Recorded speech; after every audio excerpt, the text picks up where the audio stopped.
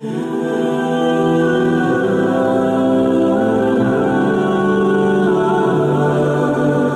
آپ کی مائیں کہتی ہوگی بیٹے جاؤ قرآن کا درس سناؤ، لیکن وہ کتنی خوش نصیب مائیں، اتنے خوش نصیب بیٹے ہوں گے، مائیں کہتی ہوگی بیٹے جاؤ حضور کی زیارت کرا، حضور کا دیدار کرے، تو کہا بیٹے جاؤ حضور کا دیدار کرے آپ، لیکن اس شرط پہ تمہیں چھٹی دیتی ہوں کہ جا کے حضور سے میرے لیے بھی اور اپنے لیے بھی مغفرت کی دعا ضرور کروانا۔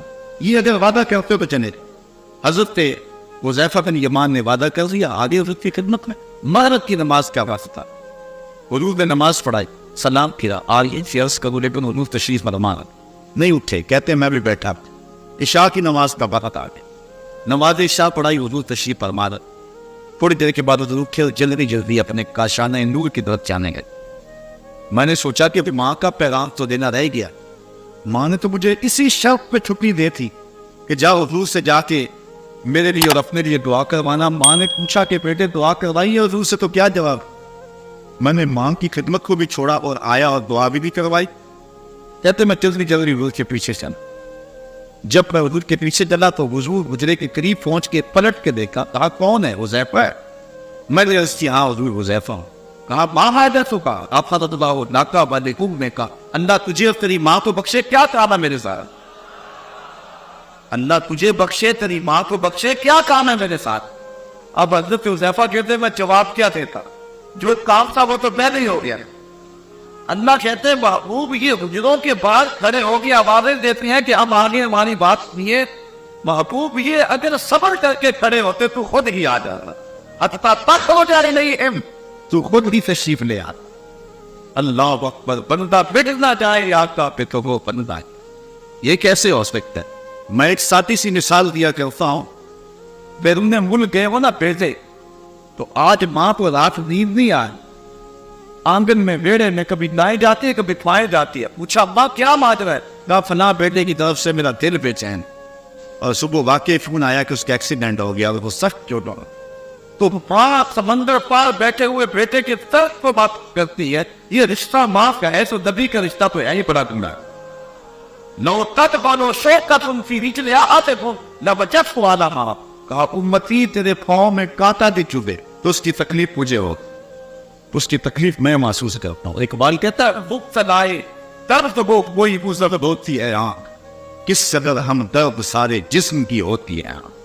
تو یہ کیسے ہو سکتا ہے؟ حضرت عمار بن یاسر کی سن لی، امام سیوطی نے اس کو کفایت الطالب النبی فی خصائص نبی میں لکھا، قاتلوں نے پکڑ کے آگ میں نے، حضرت عمار بن یاسر رو پڑے، قاتل سمجھے آگ سے ڈر گئے، کہا نکال دے، منحرف ہو جائے گا اسلام سے، کہا تو غلط سبب، میں تو کسی اور کہانی میں رو رہا ہوں، میرا تو درد کوئی اور ہے، پسی جو تاپ میں بل بل تو لگی یوں کہنے، کرے گا قتل گن کیا ہے تو نے اسیر مجھے، کباب شمع کے شعلہ پہ کی ایسے یاد کہ شکل گل نظر آئے غمیں آگے۔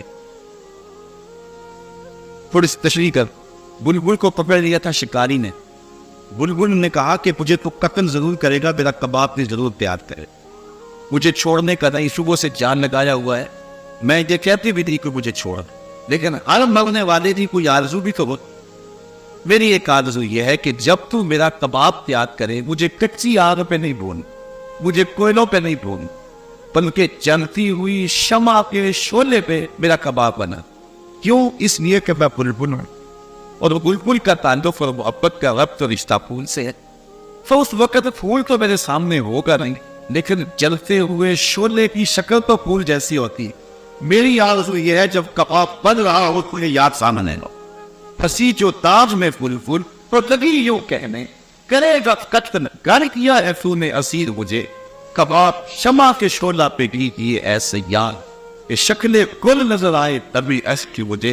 حضرت عمار بن یاسر نے کہا میں آگ سے ڈر کے نہیں رو رہا، میں تو اس لیے رو رہا ہوں کہ شکل گل نظر آئے دم اسیر مجھے، میری آرزو ہے کاش اس لمحے حضور کی زیارت نصیب ہو، میں تو اس لیے رو رہا ہوں، بنتا مٹنا جائے آپ کا پہ تو وہ فنتا، بے خبر وہ جو غلام سے وہ آگ کاٹ گیا ہے۔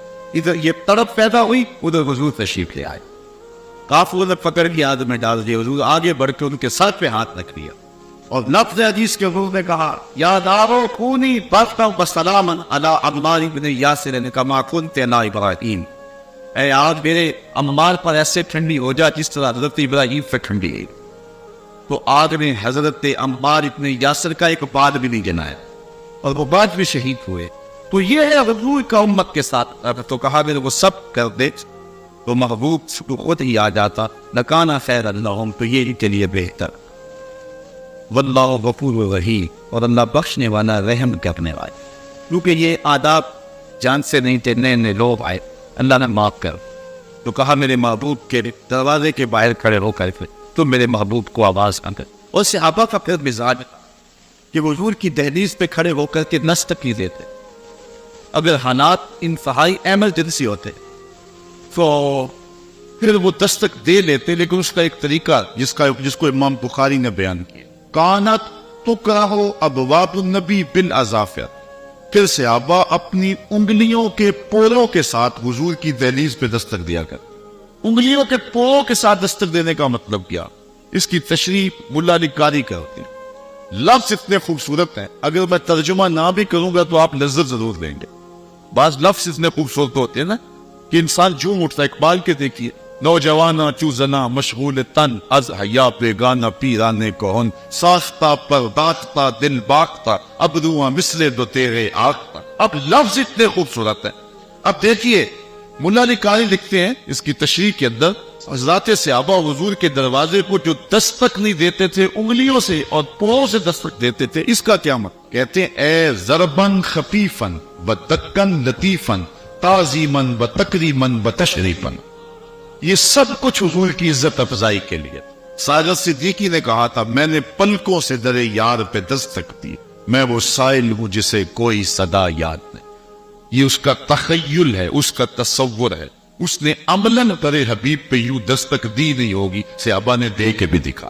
یہ ہے حضور کے آداب کی رعایت جس کو ملحوظ رکھنے کا ہمیں حکم دیا گیا۔ بلکہ اللہ فرمایا اے ایمان والو، میرے نبی سے جب سرگوشی کرنا چاہو تو یوں ہی نہ آ جاؤ، پہلے گھر جاؤ، صدقہ لو، فقیر ڈھونڈو، خیرات کرو، پھر میرے نبی کی چوکھٹ پہ آؤ، تمہیں پتہ چلے کتنی اونچی بارگاہ میں آئے۔ اس آیت کریمہ کا نزول ہوا، چاند سے جو خیرات کر کے حضرت علی نے حضور سے 10 مسئلے پوچھے، فوراً آیت منسوخ کر، حکم ختم ہو گیا، آیت قرآن میں باقی ہے۔ کیوں ختم کر دیا گیا؟ صحابہ غریب ہیں، ان کی غربت کا لحاظ رکھا ہے کہ پھر تو میرے حضور سے ابھی بھی مسئلہ پوچھ سکیں گے، زیادہ غریب سے ابھی تو مسئلہ میں پوچھ نہیں سکیں گے۔ اچھا اللہ کو آیت کریمہ کے نزول کے بعد پتا چلا صحابہ غریب ہیں یا پہلے ہی پتا تھا؟ اگر پہلے ہی پتا تو پھر آیت نازل کیوں ہوئی؟ کہا نازل اس لیے کی کہ تمہیں پتا چل جائے کہ میرے محبوب کا دل کیا ہے۔ یہ جو اٹھا رہے ہیں حکم کو، یہ تمہاری سہولت کے لیے اٹھا رہے ہیں، ورنہ میرے نبی کے ادب اور میری نبی کے تعطیل کا عالم یہی ہے کہ تم پہلے گھر جاؤ، صدقہ لو، خیرات کرو، اور پھر میرے نبی کی چوکھٹ پہ آؤ۔ جس طرح نماز سے پہلے وضو کیا جاتا ہے، میرے محبوب سے ملنے سے پہلے خیرات کیا کرو۔ یہ اتنی اونچی بارگاہ، جب اتنی رفیع المرتبت بارگاہ ہے کہ آواز کو بھی قابل رکھ، اتنی اونچی بارگاہ ہے کہ صدقہ دے کے حضور کی چوکھٹ پہ آ جاؤ، اتنی رفیع المرتبت بارگاہ ہے کہ حضور سے کسی انداز میں تقدم بھی اختیار نہیں کرنا ہے، لہجہ بھی بلند نہیں ہونا ہے، تو پھر ایک مومن کیسے گوارا کر سکتا ہے کہ آقا جی توہین؟ یہ بد نصیب دن اس وقت جو ہم دیکھ رہے، سچی بات یہ ہے کہ 14 صدیوں میں امت مسلمہ پر اتنے بد نصیب دن کبھی نہیں آئے۔ ہم نے لٹتے ہوئے بغداد کی کہانیاں بھی پڑھی، ہم نے لڑکاتے کو اجڑتے ہوئے بھی دیکھا، ہم نے انسانوں کے فرح سے اڑتے ہوئے بھی دیکھی، ہم نے دجلہ کی قداوت پر اور اس کی بحروں پر لاشوں کو تیرتے ہوئے بھی دیکھا ہے۔ ہم نے طرف کی یہ ساری کہانی بغداد کی اس بیانت گھڑیوں کو کون بھول سکتا ہے جب انسانوں کے سروں کی کھوپڑیوں کا مینار قبی یہ منگولوں نے ظلم کیا، جبر، حتیٰ کہ تہ خانے کے اندر پانی جب چھوڑا گیا تو 7 لاکھ لاشیں ہم نے بغداد کے تہ خانوں سے اٹھائی۔ وہ بد نصیب دن بھی ہم نے دیکھی، اور اب بھی جو دن ہمارے اوپر گزر رہے یہ بھی خوشگوار دن نہیں۔ کابل، کندھار، قلعہ جنگی، دشت لیلا، شورا بورا، تقریر، موصل، بغداد، القدس، کشمیر، غزہ، آذربائیجان، اراکان، جہاں جہاں دیکھنے آپ امت مسلمہ سب اس طرح گواٹا ناموے کے جیل خانوں کی سلاسل کے پیچھے مارے گئے، شتیلا آبرا کے کیمپوں کے اندر ہمارے قیدی تڑپ رہے، ابو غریب کی جیل میں ہمارے لوگ تڑپ رہے، عافیہ صدیقی ہماری بیٹی ہے اور غیروں کے نرخے میں اس وقت پوری امت مسلمہ جس اضطراب میں یہ کہانی کہانی ہماری ردیاں کاٹی اور شہادت سے جب کاٹ کر کے جب خون بہ گیا تو فکروں میں فکرول بھرا، جن ناشوں کو آگ لگا دی، اور جب وہ ناشتے تڑپتے تھے رج سے بسمل کے تماشے کرتے تھے تو میرے منڈے ٹوٹے مارتے تھے اور ساتھ چہکے لگاتے۔ یہ کہانی کہانی ہے کہ شبرغان جانے والے کنٹینروں کے اندر طالبان پھنس دیے گئے اور انہیں ایک بوتل پانی کی بھی نہ دی گئی، اور جب پیاس کی شدت سے وہ تڑپتے تو ایک دوسرے کا پسینہ چاٹ، اور جب وہاں جا کے کنٹینر کھولا گیا تو 300 میں تو صرف 2 آدمی بچے جو دکھ کی کہانی سنانے کے لیے باقی رہ گئے۔ یہ کل کی کہانی ہے، ایک عورت کے جسم کو زخم لگا کر کے پھوکے کتوں کے آگے چھوڑا گیا، اور امریکی گنڈے اس کے تڑپنے کا تماشا دیکھتے تھے کیسے لگاتے تھے۔ یہ کہانی پرانی نہیں ہوئی کہ ہمارے سروں سے پال نوچے گئے اور ان زخموں میں سیلاب چھڑکا گیا اور ان کے تڑپنے کا تماشا دیکھا گیا۔ یہ کتوں اور بلیوں کے حقوق بنانے والے مختار اور عیار اتنے گندے اور اتنے گھنونے اور اتنے سخت اور اتنے سخت دل ہیں کہ انہیں انسانوں کا تماشا لگا کے خوشی ہوتی ہے۔ یہ سب کچھ منافقت ہے۔ یہ بلیوں اور کتوں کے جانوروں کے حقوق کی تنظیمیں بنانے والے یہ سب فقاری کرتے ہیں۔ انسانوں کا بہتا ہوا خون اور افغانستان کے پہاڑ خون سے رنگے گئے اور عراق کے اندر جو کچھ ہوا موصل کی شام کون بھول سکتا ہے، اور ان دموں کو بھول سکتا ہے جب بغداد کے اندر لوگوں نے اپنے گھروں کے سیور کے اندر قبریں کھودی تھی۔ ہمیں بڑے چرکے لگے، ہمیں بڑے دکھ پہنچے، بڑی اذیت نہیں، لیکن یہ وقت بھی ہم نے اپنی آنکھوں سے دیکھا، اور یہ ہماری زندگی میں لمحے بھی آئے کہ جس طرح ہاکی اور کرکٹ کے میچ ہوتے ہیں، ویب سائٹ کے اوپر پیج ڈالا جاتا ہے اور پوری دنیا کو دعوت دی جاتی ہے کہ آؤ توہین رسالت کا میچ کھیلے، اور 12,000 وقت میں وہ اس کی رجسٹریشن کرواتا ہے۔ یہ ڈوب مرنے کا موقع ہے امت مسلمہ کے۔ حضرت امام مالک نے کہا تھا کہ 2 ہی باتیں، یا گستاخ رسول زندہ رہے گا یا عاشق رسول زندہ ہے۔ دھرتی کے اوپر یہ نہیں ہو سکتا کہ دونوں ایک خاص زندہ۔ ہماری زندگی تیز ترتیب کیوں نہیں ہو جا رہا؟ ہمارے شب و خیال مرتب کیوں نہیں ہو جا رہا؟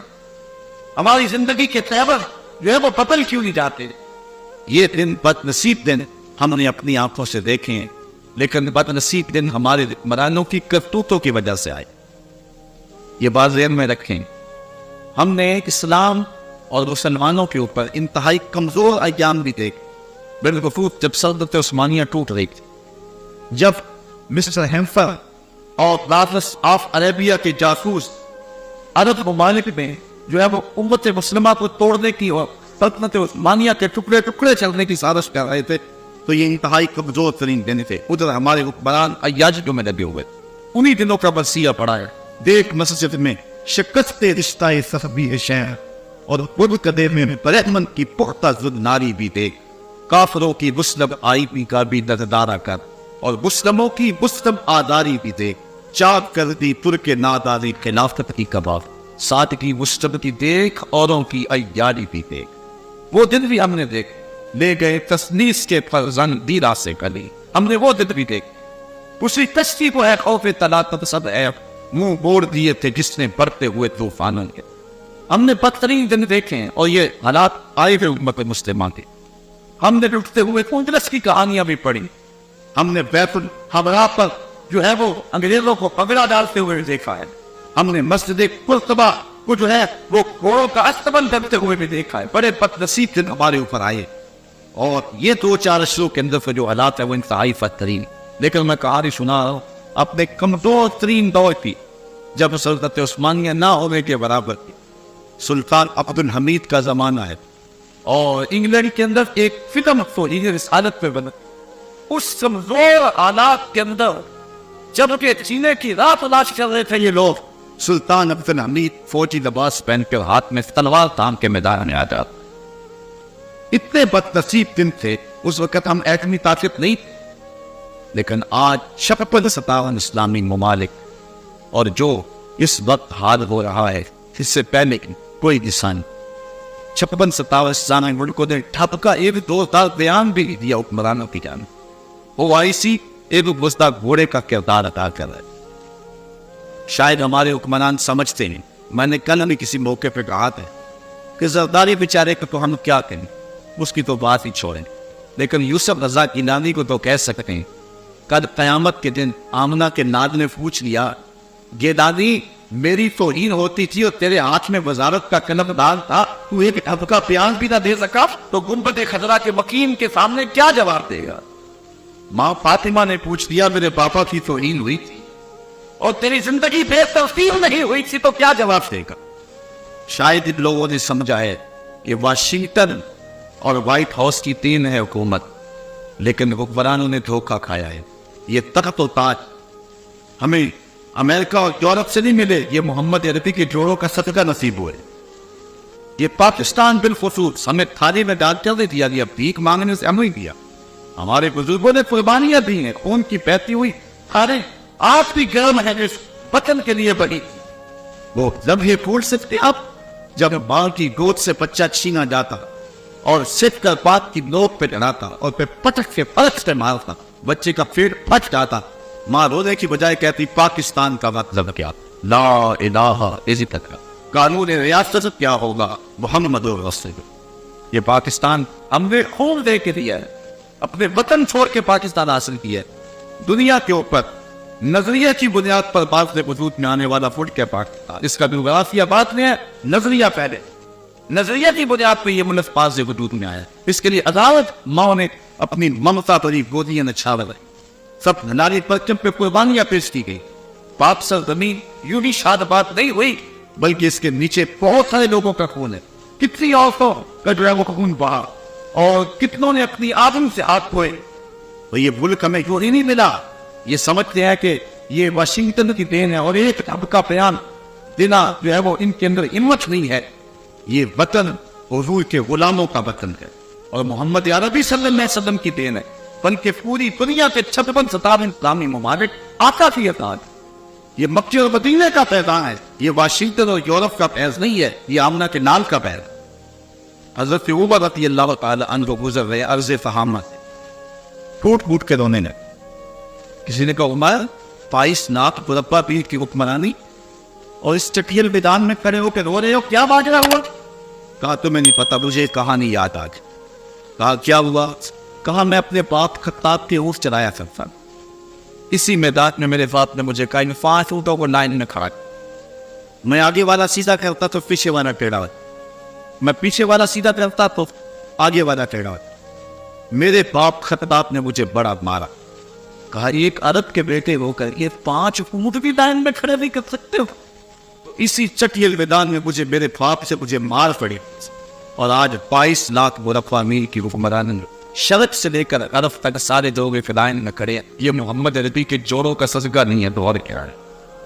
मैं तो 5 ऊँट भी लाइन में खड़े नहीं कर सकता था और आज शरक से अरब तक सारी दुनिया फिदाइन में खड़ी है। ये आका के नालैन पे सदका नहीं है तो उम्मत मुस्लिमा को जो हुक्मरानी मिली है ये हुजूर के नालैन का सदका मिली। और मैं उनको भी कहना चाहता हूं जो मिर्ज़इयों के भाई बनते थे, शर्म करो, हया करो, बेगैरत न बनो। मुझे एक दरवेश ने बताया कि फांसी का फंदा पूरा आ गया था, सिर्फ 2 नेकियां काम आ गई। एक तो जो एटमी धमाका किया था वो काम आ गया। आज भूल गया है उस कहानी को, उस वक्त फंदा बिल्कुल पूरा आ गया। ये मदीने ने बचाया है या मक्के ने बचाया? और आज जो कुत्ते मक्के और मदीने पे भौंकते थे आज उनको भाई कहा जा रहा है। ये 4 दिन का तख्त ताज है, 4 दिन की कहानी है।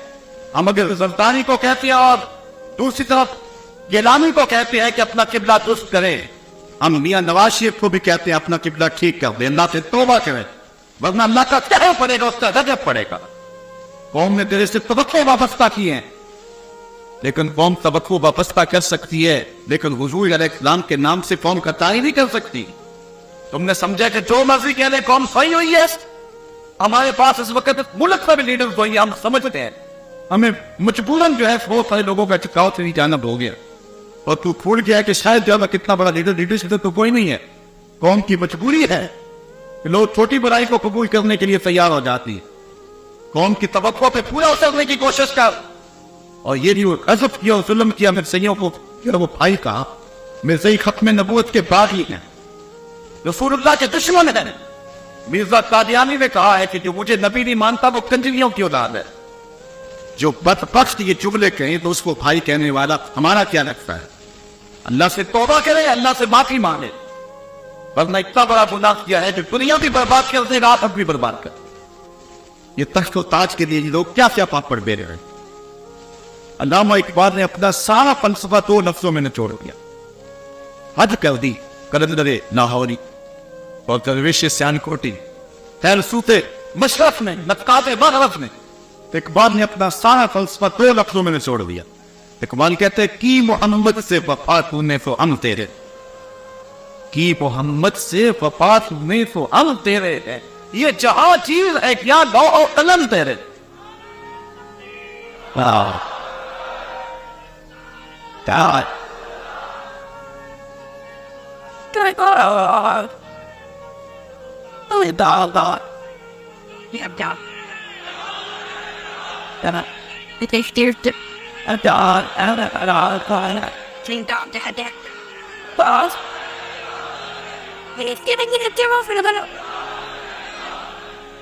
ہم شخصیت پرست نہیں ہیں. فتنہ ہے, ملت بیضا ہے امامت اس کی جو مسلمان کو سلاطین کا پرستار کرے. ہم نہیں ہیں, شخصیت پرست نہیں ہیں. غلام خواجہ گیتی نواز کہ در دینش ملوکیت حرام است, ہم تو ساکہ کے غلام ہیں. میرے کارواں ہے میر اجاز اپنا, اس نام سے واقعی ہے آرام جاں ہمارے. ان لوگوں کو غلط فہمی ہوگی لوگوں کا وجود دیکھ کر کے, اور جو مرضی پکے جا رہے ہیں اور سمجھتے ہیں یہ قوم پہ غیرت ہے. یہ قوم پہ غیرت نہیں ہے. حضور سے وفا کے رشتے کو نبھانا جانتی.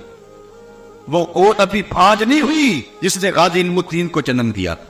وہ گود ابھی پھاج نہیں ہوئی جس نے احمد چیمہ کو جنم دیا. غلط فہمی ہو گئی, اور مغرب نے بھی حکمرانوں کے روپ میں مسلمانوں کا چہرہ دیکھنا شروع کر دیا. ہم سب کچھ قبول کر سکتے ہیں, ہر شے برداشت کر سکتے ہیں, لیکن نام محمد سے غداری نہیں کر سکتے ہیں. مغرب نے اپنے انداز میں سوچا ہے. وہ کہتا ہے کہ نبی بھی تو ایک انسان ہی ہوتا ہے, لیکن نہیں, ہم ہر شے ہر دکھ قبول کر لیتے ہیں, لیکن جب باز میں پہ آئے تو سب نبی کے نام پہ وار کے پھر بھی کہتے ہیں حق ادا نہیں ہوا. بریلی سے آج بھی آواز آ رہی ہے, کروں تیرے نام پہ جاں فدا, نہ ایک جاں دو جہاں فدا, 2 جہاں سے بھی نہیں جی بھرا, یا کروں کروڑوں جہان. پی ٹی اے کا ڈائریکٹر دلائل دے رہا ہے پاکستان کا امیج خراب ہوگا. میں نے اسی دن گجرا والا کہ روڈ پہ کہا تھا, میں کس امیج کی بات کرتے, گینگ ریپ والے امیج کی بات کرتے ہو, جس پہ بچیوں کو اٹھا کے لے جایا جاتا ہے اس امیج کی بات کرتے ہو, جس پہ مچھلیاں مچھلی بنا دینی ہوئی ہے اس امیج کی بات کرتے ہو. کل لوگ ایک دوسرے کے بال جو ہے وہ توڑ رہی تھی اور ایک دوسرے کو تھماکے لگا رہی تھی اسمبلی کے اندر, اس امیج کی بات کرتے ہو. شاہی قلعے کے اندر ایک وزیر ایک عورت سے تھپڑ کھاتا ہے, اس سے غلط امیج کی بات کرتے ہو. ایک ثانی نسل شخص کا پیارا فضا میں پھونکتا ہے کہ ابھی جناب کا بھی نشان انفلیٹ نہیں, ابھی نیچے نہیں پیارا اترے گا, اس سمجھ کی بات کرتے ہو. تمہارے کمروں سے ٹوٹی ہوئی چوڑیاں اور خالی شراب کی بوتلیں جو نکلتی ہیں اور سبھی پروں کو صاف کرتا ہے, پھر پر اس سمجھ کی بات کرتے ہو. ہمارا امیج محمد عربی کے دم سے ہے, ہمارا سب کچھ حضور ہے. لوگ تو آکسیجن سے جیتے ہیں اور ہم سانس بش کے رسول سے لیتے, حضور کے نام سے ہم جیتے ہیں, حضور کے نام سے مر. اور اگر یہ نہیں ہے تو پھر کچھ بھی نہیں. بہت چیزیں ہم نے برداشت, بڑی بہت کچھ ہم نے برداشت. ہمارے پاس ساتھ ان 2-4 اشوروں میں تھوڑا کچھ تو نہیں ہوا ہے. ہمیں احمد کی چیخیں آج بھی یاد ہے, ہمیں موصل کی بیٹی کی کہانی آج بھی یاد ہے, ہمیں پرتاپ کی ان بچیوں کو جو آواز کرنی بھی آج بھی یاد ہے. ہمیں اپنی کہانی بھولی نہیں ہے, لیکن سب کچھ ہم کسی نہ کسی طرح برداشت کر سکتے ہیں, لیکن حضور کی توہین برداشت نہیں کرتے. اگر اس کو برداشت کرتے تو میرے پلے رہتے ہی کچھ. جہاں میں ان حکمرانوں کو بے غیرت دے رہا ہوں, وہاں میں خراج پیش کروں گا سلطان صلاح الدین ایوبی میں. میں کہتا ہوں یہ ہے تخت و تاج کے مالک. ان حکمرانوں کی قبروں کے نشان بھی زمانے کو یاد نہیں رہے. وہ ایک باہر گھومتا پھرتا ہے, ملک میں آنا نصیب نہیں ہے. آج وطن کی ہواؤں کو تڑپ رہا ہے, آج ان کا بھی یہ ہو. اور کتنے سال گزر گئے, ایک وہ حکمران سے آج بھی دلوں کے تخت پہ بیٹھے ہو. یہ موجودہ حکمران, یہ ہمارے سروں کے حکمران تو بنے ہوئے ہیں, لیکن ہمارے دل کے تخت پہ نہیں بیٹھے ہوئے. ہمارے دل کے تخت پہ بیٹھا ہے تو سلطان صلاح الدین ایوبی بیٹھا ہو. ہمارے دل کے تخت پہ بیٹھا ہے تو نور الدین زنگی بیٹھا ہے, حضرت عمر بن عبد العزیز بیٹھے ہیں, محمد بن قاسم بیٹھا ہو. یہ ہے حضور سے وفا کرنے والے. سلطان ایوبی کی کہانی کتنی دل آویز ہے, کتنی جرأت آمیز ہے, اور کتنی حیرت والی کہانی ہے. انگلستان کے شہزادوں نے, ریجی نارڈ نے مسلمانوں کے قافلے کو روک لیا اور روک کر کے ان کا سامان لوٹا, اور حاجیوں کو اس قافلے کو کہا کہ بلاؤ اپنے نبی کو جو تمہاری جان چھڑائے. دریزہ تحقیق جب سلطان ایوبی تک خبر پہنچی تو میں نے کتب میں پڑھا کہ اس کی آنکھوں سے شرارے نکلتے تھے, وہ غصے سے تاف پیستا تھا, اس کی رگیں پھول گئی, اور اس نے 3 مرتبہ قسم کھائیں کہ اتنی دیر تک چین کی نیند نہیں سوؤں گا جب تک اس ظالم کو اپنے ہاتھوں سے قتل نہیں کروں. اور پھر پڑھے تاریخ سلطان ایوبی. آج یوں ہی اس کے لیے دل نہیں تڑپ. سلطان ایوبی پھر 3.25 سال تک مسلسل چارپائی پہ اپنی کروٹ نہیں لگائی. عیش و عشرت کرنے والے حکمران سنے, یہ تھے حکمران, یہ تھے تخت و تاج کے مالک. 3.25 سال تک اس نے چارپائی پہ اپنی کروٹ نہیں لگائی. جب نیند تنگ کرتی تھی خیمے کی چوک سے ٹیک لگا کے آنکھوں کی آگ نکال لیتا. وہ جو خیمے کے اندر لکڑی گڑی ہوئی اس کے ساتھ ٹیک لگا لیتا, آنکھوں کی آگ نکلی پھر محاذ. اس نے وہ بارود والی ہانڈیاں تیار کی, بہت کچھ کیا اس نے دن رات. واپس آتا ہے تو نقشے بناتا ہے, جاتا ہے محاذ پہ ڈٹ جاتا. 3 سال کے بعد اللہ نے اس کی مراد پوری. انگلستان کے شہزادے لائن میں کھڑے گرفتار ہو. بادشاہ نے شاہ گاما کے لیے کرسی پیش کی. نائٹس کو فانی کا بورا تھا, کہا جسے ہم کرسی دیتے ہیں امان دیتے, جسے آپ بورا دیتے ہیں پانی کو اسے امان دیتے. ہم سفارسی آداب جانتے ہیں, بادشاہوں کو قتل نہیں کیا جائے, تمہیں آزاد کرتے. لیکن جب ریجی نارڈ پہ نظر پڑی تو سلطان صلاح الدین ایوبی آپے سے باہر ہو گیا. وہ اسے سے دانت پیستا ہوا آگے بڑھا اور اس کو گریبان سے پکڑ کے پٹاخے زمین پہ مارا, اور چھاتی پر بیٹھ کے اس کے بدن کی پوٹیاں کرتے ہوئے کہا, او کتے, تو نے کہا تھا بلاؤ اپنے نبی محمد کو, محمد عربی نے اپنا نوکر بھیج دیا. محمد عربی نے اپنا نوکر بھیج دیا ہے جو تیری خبر لے گا, اور اس کی ٹکا بوٹی کر کے رکھ دی. سلطان نور الدین زنگی کی کہانی بھی آپ نے سنی ہو. حضور خواب میں ملے, کہا نور الدین 2 کتے مجھ کو تنگ کر رہے ہیں. سلطان اسی وقت اٹھا, لبیک یا رسول اللہ کہتے ہوئے حضور کے شہر نور کی طرف چل پڑا. 18-19 دن کے بعد وہاں پہنچتا ہے. 40 لوگوں کو اپنے ہمراہ لیے پیچھے سے خزانے اور لوگ جمع, کہا کہ تم میرے پیچھے آ جاؤ. مدینے میں کوئی غیر معمولی واقعہ ہو. پھر سارے مدینے کو بلایا اور ان کو کھانا کھلایا, لیکن جو 2 شخص دکھائے گئے تھے وہ نظر نہیں آئے. کہا ابو زید کو نہیں کیا, کہا 2 صوفی درویش آدمی اللہ اللہ کر دن کو روزہ رکھتے, وہ نہیں آئے. کہا بلاؤ. بلایا گیا تو بادشاہ نے پہچان لیا, یہ تو وہی. کہا ادھر کیا لینے آئے ہو, کہا اللہ اللہ کرتے. کہا چلو. ان کے حجرے میں چلا گیا, دیکھا تو قالین بچھا ہوئے, کوئی آثار ہوئی ہے. قالین اٹھایا, نیچے پٹا پڑا ہوا, اٹھایا تو نیچے سے سرنگ تھی. وہ حضور کے جسد اطہر کو نکالنے کی سازش کر رہے. سارا دن مٹی نکالتے, رات کو بقیع کے قبرستان میں پھینکا. اور روایات میں آتا ہے حضرت عمر رضی اللہ تعالیٰ عنہ کے پاؤں کا انگوٹھا باہر آ گیا. حضور نور الدین کو ملے اور انہیں ایک جھٹکا لگا اور یہ ڈر کے بھاگ آئے. تو سلطان نور الدین زنگی نے حضور کے روضہ کے چاروں طرف سیسا پگھلا کے جہاں تک پانی ہے وہاں تک ڈلوا دیا, اور پھر ان کو قتل کروایا اور ان کے ٹکڑے کروائے. اور پھر اس کے بعد جو آگے لفظ ہے وہ جذباتی کرنے والے ہیں. سلطان پھر مدینے کی گلیوں میں روتا پھرتا تھا, اور روکھا روتا کہتا تھا, حضور یہ میری نوکری, کروڑوں انسان بستے ہیں, آپ کا شکریہ کہ یہ نوکری آپ نے مجھے عطا کی, یہ نوکری آپ نے مجھے عطا کی. صاحب ہر ایک کا مقصود نہیں ہوتا, ہر ایک کا مقصود نہیں ہے, یہ قسمت والوں کو اعزاز ملتا ہے.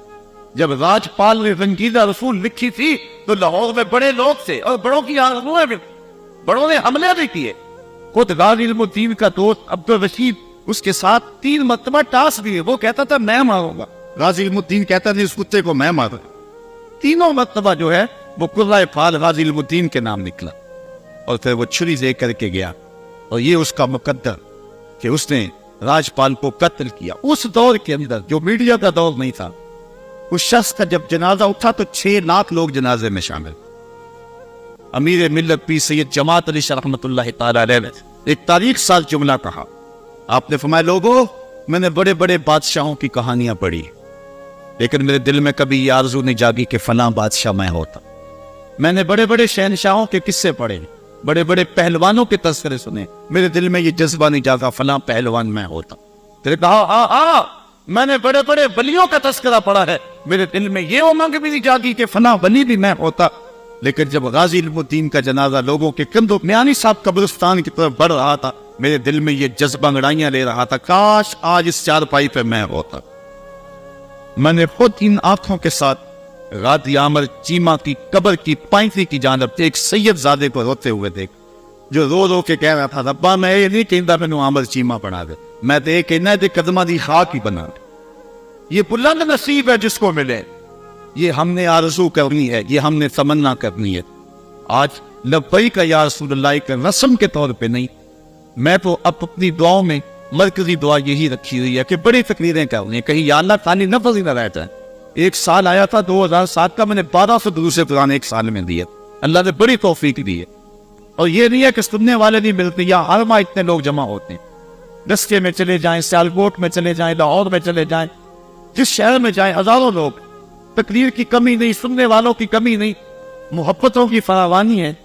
लेकिन डरता हूं कहीं लफ्ज़ ही लफ्ज़ न रह जाए, मालिक कमजोर हूं, इतनी ताकत तो नहीं, अंदर बुज़दिलियां और कमजोरियां तो हैं, लेकिन अल्लाह इस कमजोर को ये ताकत दे के किसी गुस्ताख का कलेजा चीर के रख दे, इतनी कुव्वत है। ये आरज़ू करके आपने भी आज उठना है और इस अज़म के साथ उठना है। हो सकता है मुकद्दर जाग पड़े। वो देखो आमर चीमा को कत्ल करना थोड़े गया था, वो तो टेक्सटाइल की डिग्री लेने गया था, लेकिन वापसी पर जो डिग्री वो लेकर आया, हजारों डिग्रियों से एक डिग्री पे कुर्बान। ये मुकद्दर की कहानी होती है। किसी को उम्र गुजर जाती है, किसी को रास्ते में चलते चलते सौदा मिल जाता है। ये किस्मत की कहानी है। आरज़ू तो पैदा करें दिल में, तमन्ना तो करें दिल, और ये आरज़ू ख्वाहिश रखें कि हम गुस्ताखान रसूल के कलेजे को चीर के रख दें और उनके टुकड़े टुकड़े करके रख दें। आका आपकी नामूस पे जो भौंकेगा, आपकी जो तौहीन करेगा, हम उसके टुकड़े करके रख देंगे।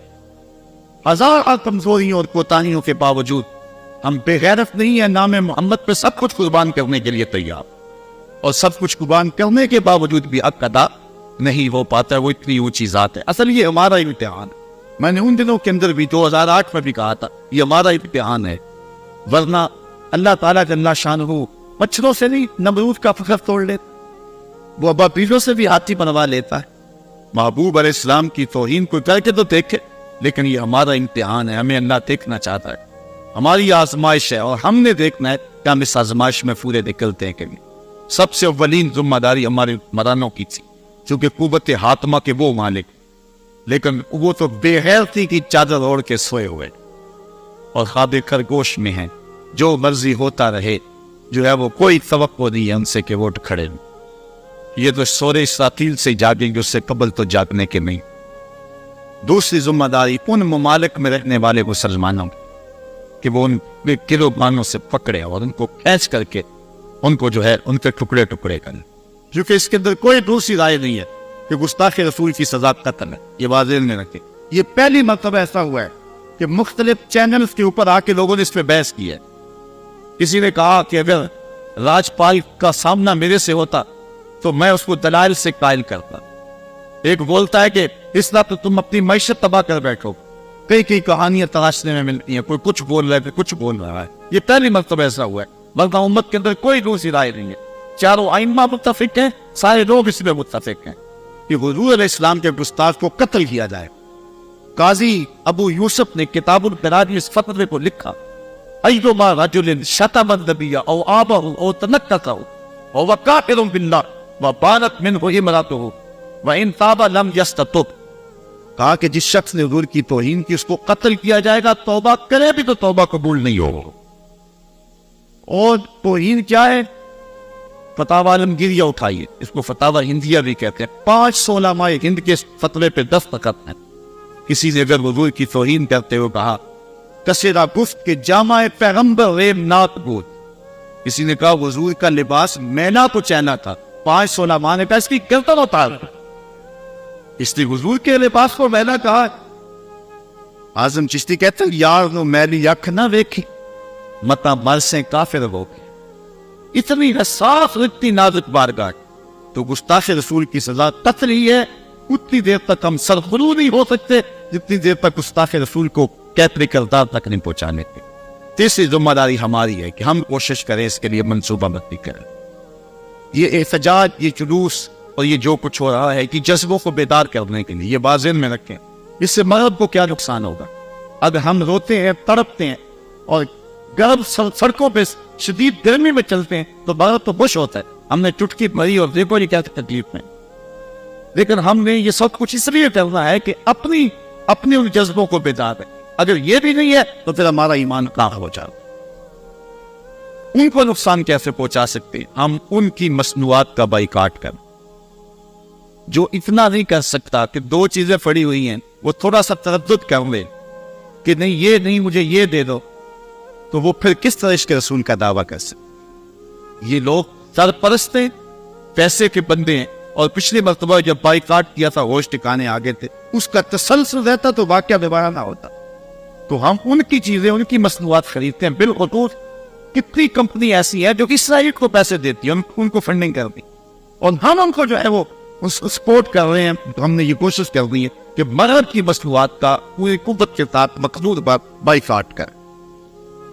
اور ایک آخری کام ہمارے کرنے والا یہ ہے, ویسے تو بہت سارے کام کرنے والے ہیں, کہ ہم نے مغرب کے کلچر کا بھی بائیکاٹ کرنا, ان کی تہذیب کا بھی بائیکاٹ کرنا, ان کے تمدن کا بھی بائیکاٹ کرنا.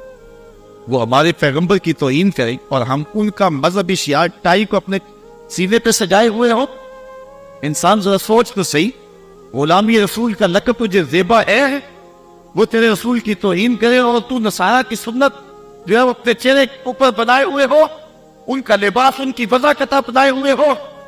محمد عربی سے وفا کا تعلق اور وفا کا تقاضا یہ ہے کہ سر سے لے کر پاؤں تک حضور کے رنگ میں رنگے جاؤ. اور محمد کی زیارت محمد کے رنگ وچ چوں بنا میں مصطفیٰ خانم درود, از خجالت آپ بھی کرتت وجود, عشق بھی گوئے کہ محکوم غیر, سینہ تو از غتا مانند تے, تالداری از محمد رنگ و بو, بر زبان خود میں آلہ نام ہو. اور میرے حضور فرماتے ہیں اب یاری لا تم پاک نبی سنگ اے پر پوری یاری, پھر درود قبول ہے تیرا لگ نہ لو ایک بار. اس رنگ میں لگے جاؤ. میرے استاد فرمایا کرتے تھے یہ نہ ہو کہ لوگ تمہیں پوچھیں تم کون ہوتے اور تم بتاؤ ہم مسلمان ہوتے. ہاں نہیں, تمہاری وضاحت شکل و صورت ایسی ہونی چاہیے. تم دور سے آ رہے ہو, لوگ دور سے پہچان کے کہیں وہ دیکھو آقا کا غلام آ رہا ہے. دور آنکھوں میں تو چہروں پہ اجالے ہوں گے, مصطفیٰ والوں کے انداز نرالے ہوں گے. دنیا میں بھی ان کے دم سے مقدر چمکا, محشر میں بھی ان کی رحمت کے حوالے ہوں. تو صاحب آئیے ہم جو ہے پوری قوت کے ساتھ اور پوری ہمت کے ساتھ اس سلسلے کے اندر کھڑے ہوں. کانفرنس شعور کو بیدار کرنے کے لیے ایک ایسی فکر بھی ہے کہ کیا فائدہ ہوگا اس اجتماع, کیوں فائدہ نہیں ہوتا. ایسی کانفرنسیں, ایسے اجتماعات سینوں میں حرارت پیدا کر. غازی علم الدین شہید بھی تو ایک کانفرنس میں گیا تھا اور وہاں سے جذبہ لے کر کے آیا تھا.